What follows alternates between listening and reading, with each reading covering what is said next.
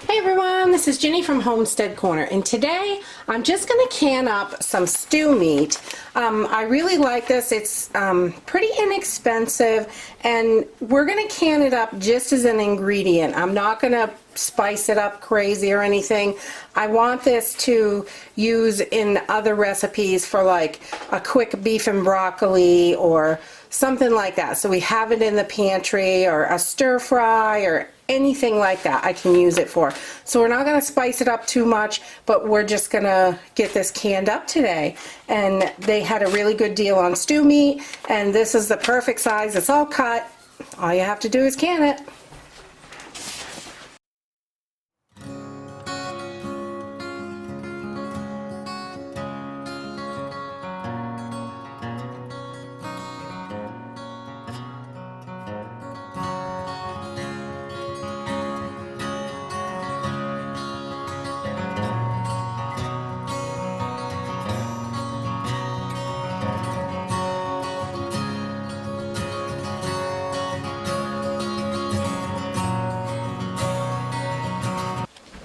Okay, so first I'm going to start off by getting my pan nice and hot. I like to use cast iron.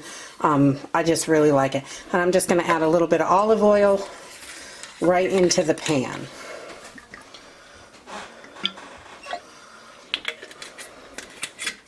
And I'm just going to brown the outside of this. We're not going to cook the meat all the way through.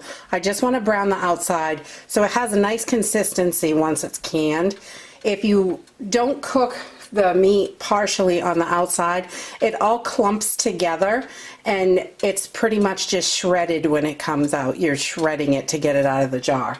So, or it'll be in one big clump of meat. So I like to, my stew meat and certain things, I like to just brown it up a little bit first, and that way it is a nice consistency. It stays in that chunk form, and which is great if you're going to use it in a stir fry or something like that. Alright, so once we've got our pan heated up nice, we're just going to start loading our meat in. And again, we're just going to brown the outside of this.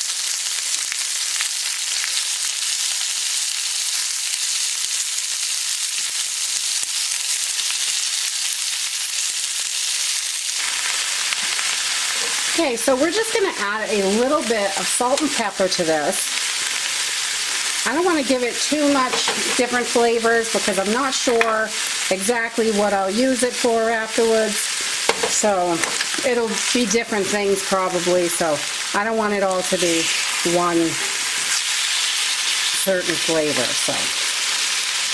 So once we get just the outsides of this brown, I'm not going to cook it all the way through. I'm going to take this out and I'm going to keep cooking my meat until it's all browned on the outside. We're just going to throw this in a bowl for now, and it doesn't have to be like completely brown. It can be lightly pink, that's okay.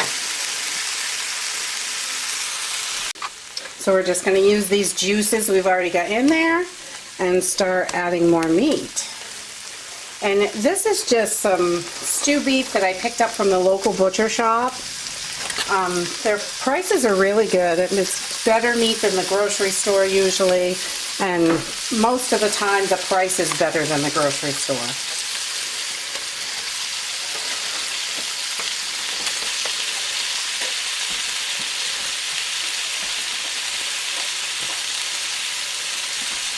So again, just a little salt and pepper.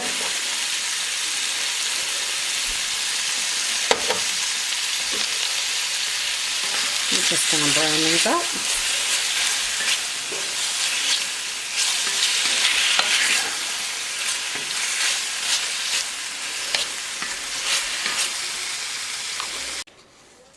Okay, so now we've got all of our meat browned. We're going to start filling our jars. And I am just going to, we're not going to really push them in and pack them too much, but I mean, you want to get as much as you can in each jar. So, scoop is not the best scoop for this job. And you can shake your jars down like any other thing that you're canning. And you just want to leave that 1-inch headspace. So you can push them a little bit, but you want to make sure you leave that 1-inch headspace. And we're going to fill these up with broth.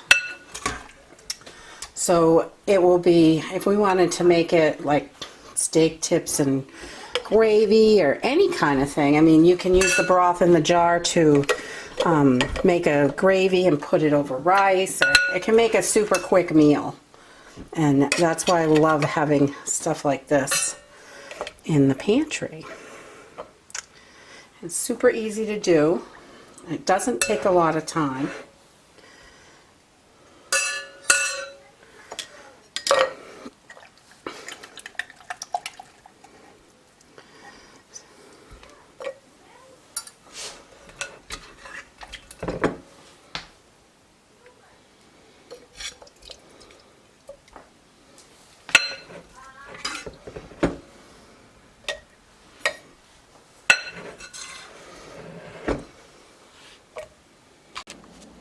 Okay, so we've got all our meat in our jars. So I'm just going to add the stock up to that 1-inch headspace. And this will give us a nice broth that it's in. And this will completely cook through while it's in the canner. You can raw pack meat, but I just don't want this to be shredded when it comes out. I like it to have a chunked consistency, like you just freshly cooked it. So wow.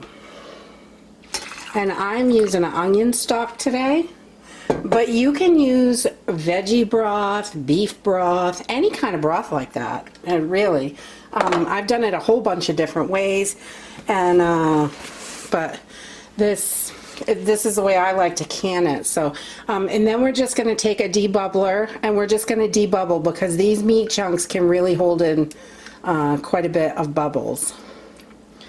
And if you have any that really drop in liquid, you can then add more liquid if you need to, up to that 1-inch headspace. You want to move them around nice and good.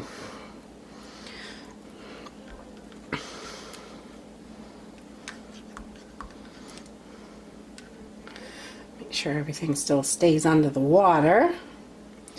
All right, and then because I'm using meat, I always use white vinegar to clean my rims with, because of the fats and stuff can make you have a poor seal. So you want to make sure there is none of that fat on there.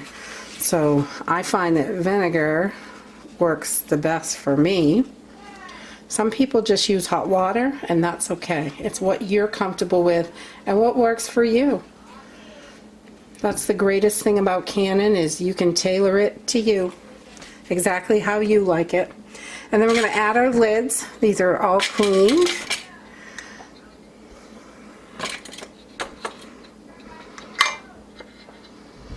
And our rings.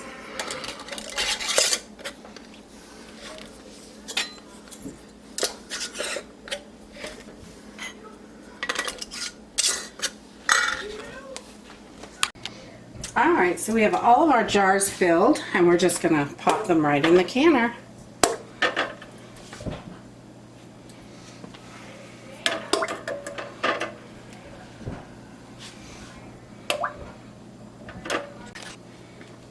Okay, so we're gonna get this heated up, and once we see steam coming out of the vent for 10 minutes, a steady stream, then we're gonna add our weight. And I use 10 pounds for my elevation, so depending on your elevation, you might use the same or different. Okay, so we've got a good steady stream of steam coming out of here for 10 minutes. So I'm gonna go ahead and add my weight. And once this comes up to 10 pounds of pressure, we will start timing it and let it can for 75 minutes, because these are pints. That's it. Canned beef. It's super easy, and because I cut this up, you can see these chunks are independent in there, and they still have the integrity. They're not going to be shredded when you take them out. And that's it. Super easy to do. Wonderful to have on the shelf. If you like this video, give us a thumbs up. Subscribe.